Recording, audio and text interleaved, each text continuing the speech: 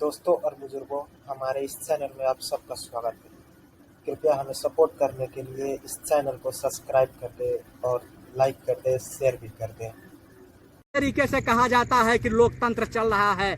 आज हमारे देश के अंदर लोकतंत्र नहीं चल रहा है, हमारे देश के अंदर अपराध तंत्र चल रहा है, राजतंत्र चल रहा है, माफिया तंत्र चल रहा है, पूंजी तंत्र चल रहा है। देश के अंदर रहने वाले करीब किसान और मजदूर, जो कि आपने देखा होगा कि इस कोरोना की कहर में हजारों किलोमीटर लोग पैदल अपने घरों तक पहुंचने का काम किए हैं। आने वाले समय में आप लोगों को ये देखना होगा कि अगर ऐसे लोग सत्ता में बैठे रहे, अगर सत्ता के अंदर किसान और मजदूरों के बेटे नहीं पहुंचे, ईमानदार लोग नहीं पहुंचे, तो ये विकास दुबे, मुन्ना बजरंगी, मुख्तार अंसारी, ब्रिजेश सिंह, धनंजय सिंह, अतीक अहमद, सुंदर भाटी, कुलदीप सिंह और बलात्कारी चिन्मयानंद कुलदीप सिंह सेंगर जैसे लोग जन्म लेते रहेंगे और आप पर अत्याचार करते रहेंगे और ये सत्ता के भेड़िए आपको हिंदू और मुसलमान में घुमाते रहेंगे। देश का किसान और देश का मजदूर मरता रहे। अमित शाह को देश की जनता ने वोट दिया है ना, अमित शाह देश का मालिक है? रिकॉल की सुविधा नहीं है, नहीं तो कान पकड़ के सत्ता से नीचे उतार दिया जाता। देश में भुखमरी है, देश में मंदी है, देश में अर्थव्यवस्था है, हमारी बहन बेटियों की इज्जत आबरू नहीं बच रही है। उसके लिए अमित शाह को नहीं दिखता है, अंधा है, सत्ता के नशा में इतना चूर हो गया। क्या होता है, कानून बना देगा, जबरदस्ती जेल में बंद कर देगा। अरे अगर भगत सिंह, खुदीराम बोस, सुभाष चंद्र बोस ने ये सोचा होता तो देश। मैं जानता हूँ ये देश आपका कुछ नहीं बिगाड़ सकता, क्योंकि आपके पास 303 लोग, लेकिन उस कायनात की शक्ति को आप जानते हैं ना। आपको तो अच्छे से पता है अटल जी की मौत कैसे हुई। बोल दूं मीडिया पर, लाल टपकती रही, अंत में 2 दिनों तक आपने एम्स में छुपाए रखा उनकी मौत को, मालूम है ना। ऐसी मौत मरना चाहते। जो लोग मुस्लिम समाज यदि हमारे साथ धारा में जुड़ना भी चाहे तो उनको भी तुम टारगेट करके उन्हें जो कि हमसे अलग करना चाह रहे हो। मैं कह रहा हूं हिंदू मुसलमान सभी सदैव एक था और आज भी एक है और हर लाई के अंतर्गत में एक रहा है। यदि शहादत ना देते मुसलमानों के बुजुर्ग तो हम आज भी स्वतंत्रता भी लेकर के नहीं बैठे हुए होते। परंतु मैं एक बात कहूंगा, मोदी जी इसको हिंदू मुसलमान की लड़ाई ना बनाए और इसे केवल कोरोना वायरस ही रहने दें, इसे हिंदू मुस्लिम वायरस ना बनाए। प्रधानमंत्री जी इतना लुच्चा लफंगा है, देश में पहली बार इतना घटिया स्तर का प्रधानमंत्री। जुठलर, बहुरूपिया, फेंकू, जुमलेबाज, गिरगिट की तरह रंग बदलने वाला नौटंकीबाज प्रधानमंत्री। क्या कहा है, फार्मास्यूटिकल कंपनियां लड़कियां सप्लाई करती है डॉक्टरों को। देश के प्रधानमंत्री को ये बयान शोभा देता है? अरे वो बहन बेटियां हमारे देश की बहन बेटियां है। एक नंबर का लुच्चा प्रधानमंत्री है, उसको माफी मांगना। दिन लगातार किसान आत्महत्या कर रहा है। आत्महत्या क्यों कर रहा है? क्या हमारे देश की जो सरकारें हैं या सत्ता में बैठे जो भूखे भेड़िए हैं, कभी उन्होंने जानने की कोशिश की कि आखिर हमारे देश का जो किसान है इतना परिश्रम करता है, इतना मेहनत करता है और उसके बावजूद भी जो है वह सारी सुख सुविधाओं से वंचित क्यों है? वह इसलिए वंचित है कि आज की राजनीति में, आज की सत्ता में केवल माफिया, बलात्कारी, डकैत, धूर्त लोग जो है वो प्रवेश कर चुके हैं और जो किसान होता है वह किसान की उपज को किस तरीके से कब्जा कर रहे हैं, उसके उपज का उसको कीमत नहीं दे रहे हैं। ऐसे ऐसे कानून बनाए जा रहे हैं कि आज किसानों की फसल तो छीनी ही जा रही थी, उसकी उपज को छीनी जा रही थी, लेकिन आने वाले समय में आज उसकी जमीनें भी छीनी जा रही हैं। आज किसान की वह स्थिति है कि जो किसान अपने बच्चों के साथ, बीबी के साथ, पूरे परिवार के साथ नई आशा और उम्मीद के साथ खेतों में काम करता है कि अन्न पैदा करेंगे, अनाज पैदा करेंगे, दुनिया के लोगों को जिंदा रखेंगे और खुद भी जिंदा रहेंगे। लेकिन आज दुनिया के लोग तो जिंदा रह पा रहे हैं, लेकिन जो किसान है आप देख लीजिए कि लाखों की संख्या में किसान प्रतिदिन आत्महत्या कर रहा है। आत्महत्या का जो है रिकॉर्ड आप अगर उठा के देख लेंगे तो पूरे 1 साल के अंदर लाखों से ज्यादा किसान आत्महत्या कर रहे हैं। और जब चुनाव आता, समझिए नरेंद्र भाई, आपने कोई बलिदान नहीं दिया देश के लिए, आपके घर से कोई मरा नहीं है। जिनके घरों में लाशें बिछती है ना, वो उस दर्द को जानते हैं। तो इस दर्द को समझिए नरेंद्र बाबू, इसमें आपका, मेरा, समाज का, देश का, मानवता का हित निहित है। आप भूल गए अपने धर्म को।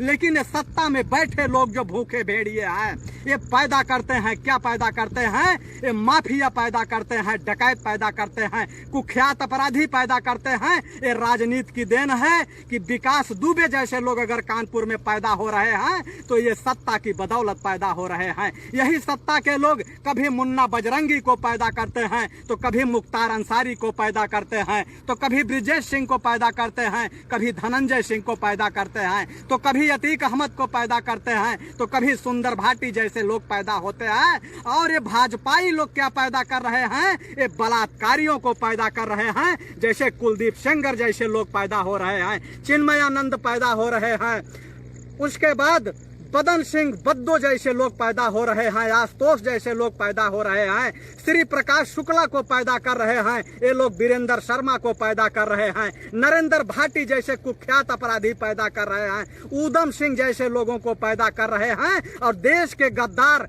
जो हमारे 50-50 जवान शहीद हो गए, इस भारत माँ इस फरजमी को अपने खूनों से सींच दिया सत्ता के खातिर, इसमें डीएसपी देवेंद्र सिंह जैसे गद्दार पैदा कर रहे हैं।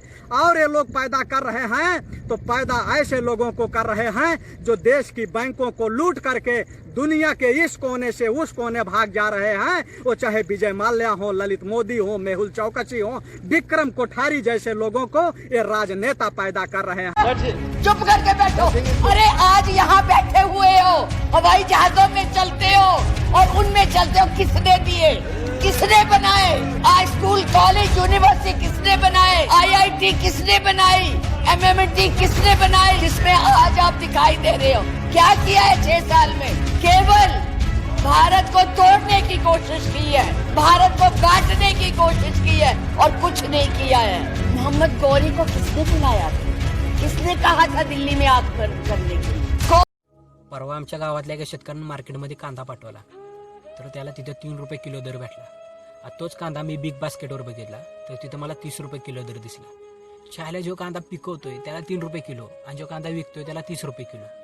अरे हो, डिजिटल इंडियामध्ये राहतो ना आपण, सरकारने नवीन धोरण आणले, पण मला सरकारला एवढं म्हणायचं आहे, तुम्ही डिजिटल इंडिया बनवावं पण त्यासोबत ॲग्रिकल्चर इंडिया सुद्धा बनवा ना. ह्याला मार्केटमधली कुठली पण वस्तू घ्या, त्या वस्तूची किंमत ती कंपनी ठरवत असते, पण आम्ही जो शेतकरी शेतीमाल पिकवतो त्याची किंमत करण्याचा आम्हाला साधा हक्क सुद्धा नाही हो. 1 किलो कांदा पिकवायला कमीत कमी 4 ते 5 रुपये खर्च येतो आणि आमच्या हातात मिळाले फक्त 3 रुपये किलो, जागेवर 2 रुपये लॉस. तुम्ही सांगा, अशाने आमचा शेतकरी आत्महत्या करणार नाही, मग काय करणार? आहे का काय पर्याय? हा, आणि तोच कांदा जर समजा 30 रुपये किलोवर दर गेला नाही तर मीडियावाले बोंबलणार, म्हणणार कांद्याने आणले ग्राहकाच्या डोळ्यात पाणी. छायला आत्ता आमच्या डोळ्यात पाणी येते, ते दाखवायला कोण आहे का? जो धर्म के नाम पर उधार बैठे थे उन्हें अचानक एक सॉफ्ट टारगेट मिल गया. उनके लिए बीमारी विषय नहीं रहा, विषय धर्म हो गया. हम हिंदू मुसलमान होने से पहले एक सामान्य इंसान हैं, मनुष्य हैं. कोशिश करके देखिए, सचमुच दोस्तों बहुत अच्छा लगेगा. मुझे नहीं मालूम कि आप इंसानियत, भाईचारा, मोहब्बत, इश्क, इसके बिना कैसे जी लेते हैं. इतनी नफरतों के साथ सचमुच में आप कैसे जीते हैं, मुझे हैरत होती है. ये जब चुनाव आता है तो उस समय कहते हैं कि हम किसान के बेटे हैं, हम मजदूर के बेटे हैं, हम गरीब के बेटे हैं, और जब सत्ता में ये लोग पहुंच जाते हैं तो कहते हैं कि किसान जो आत्महत्या करता है, किसान अय्यास है इसलिए आत्महत्या करता है, किसान बुजदिल है इसलिए आत्महत्या करता है. मैं ये बताना चाहता हूँ कि ये सत्ता में बैठे भेड़िए लोगों को कि किसान कभी बुजदिल नहीं होता. अगर किसान बुजदिल होता तो किसान जब अपने बैंकों से लाखों रुपए लोन लेकर खेतों में सब्जी लगाता है, खेतों में फसल बोता है, कभी बाढ़ आती है, कभी सूखा आता है, उसकी सारी फसल बर्बाद हो जाती है, लेकिन बैंकों से 1 रुपए का कर्जा उसका माफ नहीं होता है. और यही बलात्कारी, लुटेरे, हत्यारे, बैंकों को लूट करके भागने वाले विक्रम कोठारी, विजय माल्या, ललित मोदी, मेहुल चौकसी जैसे लोग बैंकों से ऋण लेते हैं, लेकिन अगर इनकी फैक्ट्री घाटे में चली जाती है तो 1 रुपए बैंकों को लोन नहीं देते हैं. लेकिन किसान लोन देता है और लोन देते देते देते देते इतना परेशान हो जाता है कि उसकी जमीन तक बिक जाती है, और जब जमीन बिकने की नौबत आती है तो वह 10 रुपए की रस्सी लेकर के फांसी का फंदा लगा के मर जाता है। मंदिर का सपने की स्क्रिप्ट किसने लिखी थी? अटल जी ने। उसके निदेशक कौन थे? आडवाणी जी। और आप उसके मार्केटिंग हेड थे, याद है ना? उसी रथ पे खड़े होकर चिल्लाते थे आप। मुझे तो एक एक दृश्य याद है। मुझे वो भी याद है 25 जून 1975 की रात, दरमियानी रात, जब कलेक्टर ने मुझे बुलाया था और आप आदिपुर भाग गए थे। मुझे एक एक दृश्य याद है नरेंद्र बाबू, मैं भूला नहीं हूँ। इसलिए आपको याद दिलाना चाहता हूँ दोस्त, ये समय फिर नहीं आएगा। जिन्हें शक हो वो करे और खुदाओं की तलाश, हम तो इंसान को दुनिया का खुदा कहते हैं। मिटा दे अपनी हस्ती को अगर कुछ मर्तबा चाहे कि दाना खाक में मिलकर गुले गुलजार होता है। तुम गलत दिशा में जा रहे हो नरेंद्र, कल पछताओगे। मोदी जी का एक को बात बता दीजिए जो सच बोला हो।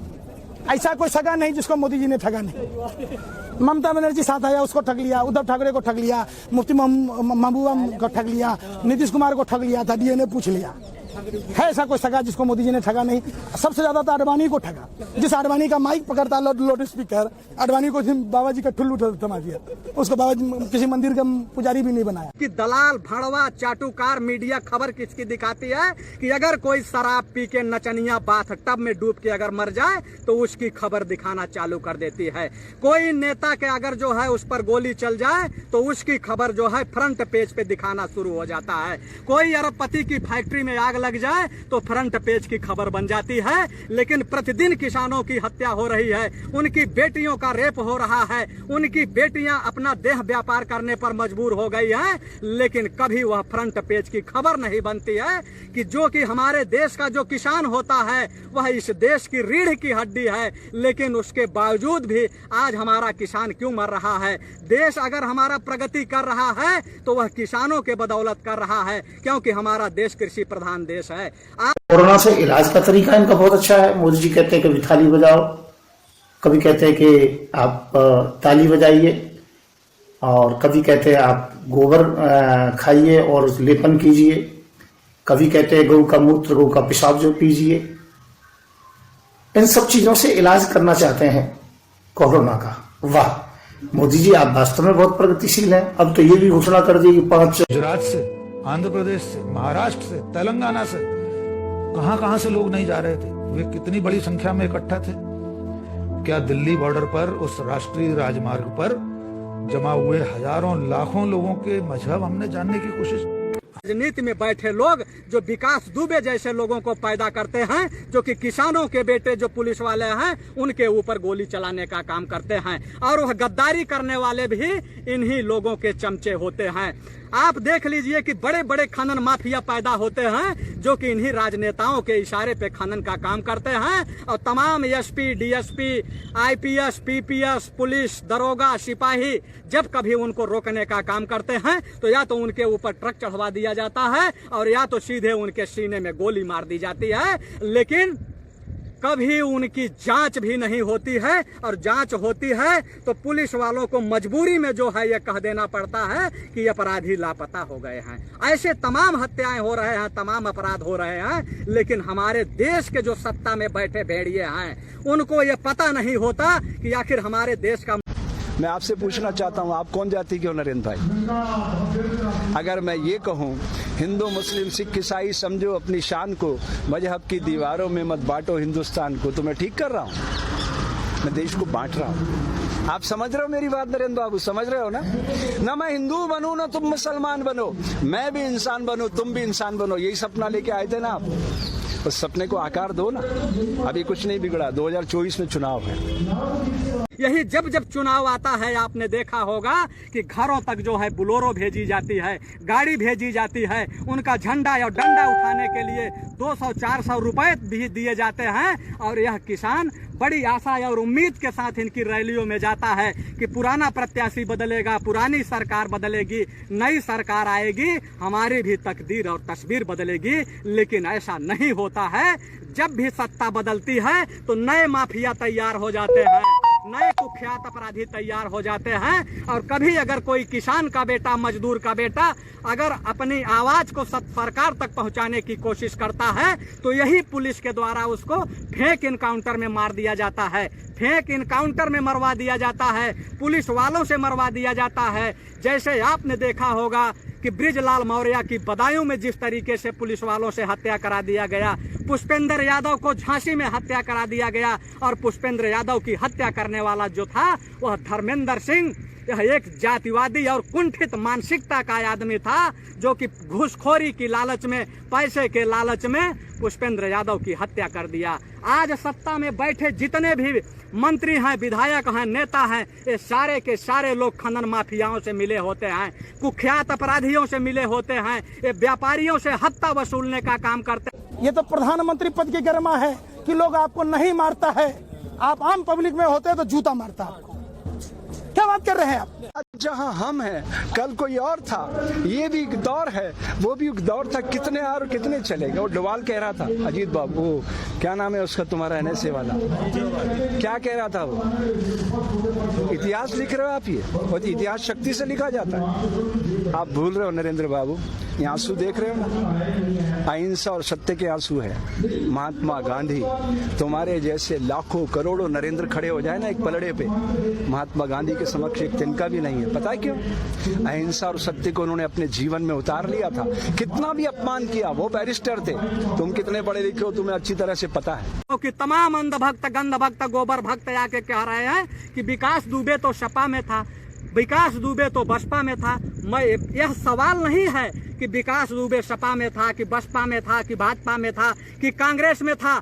आज सरकार भाजपा की है तो विकास दुबे जो है इतना बड़ा अपराध कैसे कर दिया? इसका मतलब है कि अगर इतना बड़ा अपराध किया, वह 10-10 पुलिस वालों पे गोली अगर मारा तो वह एक आतंकी है। लेकिन ये जो मीडिया है, ये मनु मीडिया जो है, यह कहीं जो है यह दिखाने की कोशिश नहीं कर रही है कि इसको आतंकवाद से जोड़ दिया जाए, टेरर से जोड़ दिया जाए। लेकिन यही अगर कोई अपराधी, कोई मुस्लिम होता, कोई यादव होता, कोई दलित होता, कोई अन्य और होता तो उसको सीधे यह कहा जाता कि यह टेरर अटैक हुआ है, हमारे जवानों को मार दिया गया है। लेकिन विकास दुबे को टेरर अटैक नहीं बताया जाएगा। इसलिए नहीं बताया जाएगा कि यह मनु मीडिया अपना काम कर रही है और मनु मीडिया अपना काम करेगी। और यह